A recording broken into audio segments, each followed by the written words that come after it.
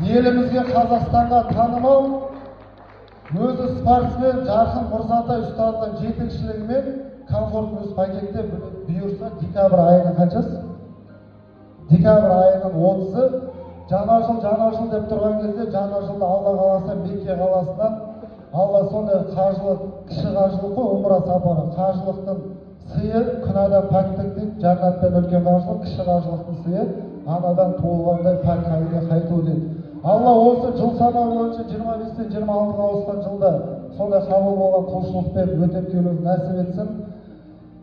Жүректерді Алла біледі, былтыр ниетіміз болып, айдана сүйек куәсін келіншегі ғой, енді қабырғамен ақылдасып кеңесесің. Бірақ тура осы уақыттарда береміз дегенде үйде ремонтымыз кішкене бүлініп, анау шығындар болып, Алланың сынауы, сонымен бірақ ештен кеш жақсы дейді. Братан, былтыр 40 жасына армандай едім, саған шын мен беремін деп. Шын мен ғой, бауыржан.